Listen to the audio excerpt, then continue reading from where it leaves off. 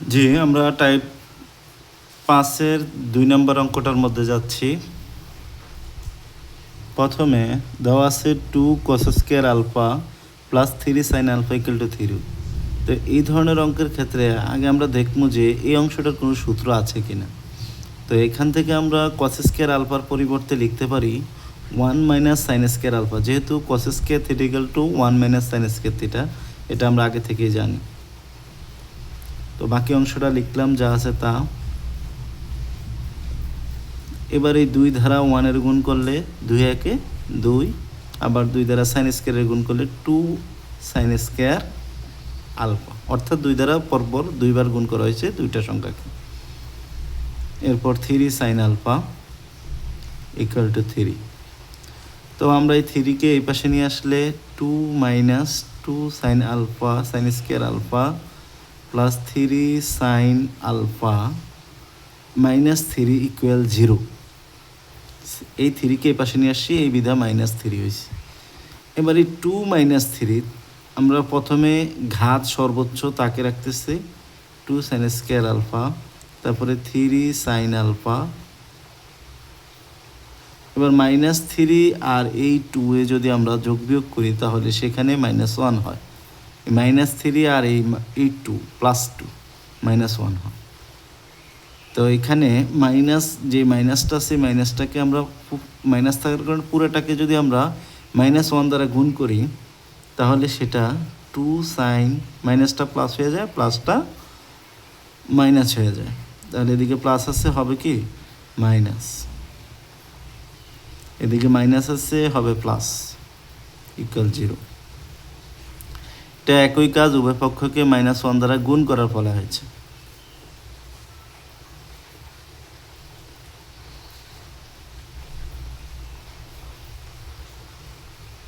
গুণ।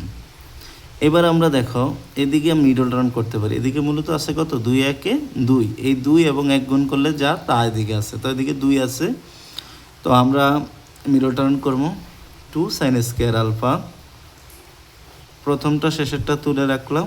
এবার মাঝখানকে আমরা ঘুরাবো, 2 একে 2 যেহেতু, তাই আমরা -2 সাইন আলফা লিখতেছি আর মাইনাস সাইন আলফা।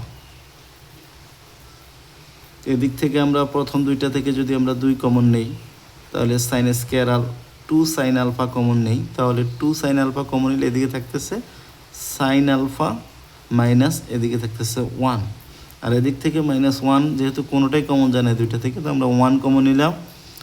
1 কমন নিলে সাইন আলফা -1 ইকুয়াল 0।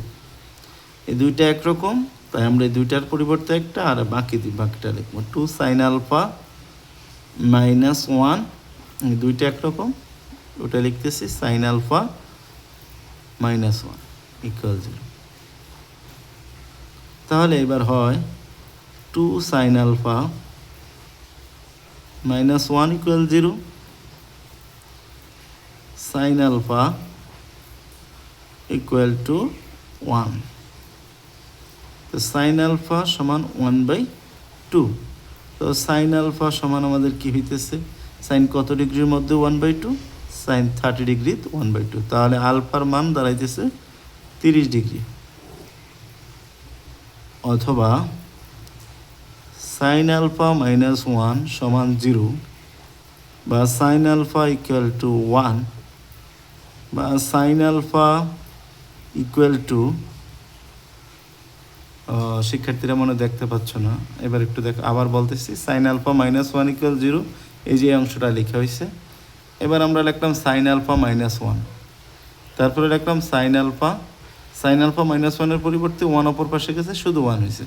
সাইন কত ডিগ্রির মধ্যে 1 আছে, আমরা জানি সাইন 90 ডিগ্রির মধ্যে 1 আছে, তাহলে আলফা সমান 90 ডিগ্রি। তাহলে আলফার আমরা দুইটা মান পাইছি, একটা 30 ডিগ্রি আর একটা 90 ডিগ্রি। 90টা আগে লিখলাম, 30টা পরে লিখলাম। এখানে বা দিয়ে নিতে পারো, এখানে বা, জি, সম্পূর্ণ ম্যাথটার স্ক্রিনশট নিয়ে নিতে পারো।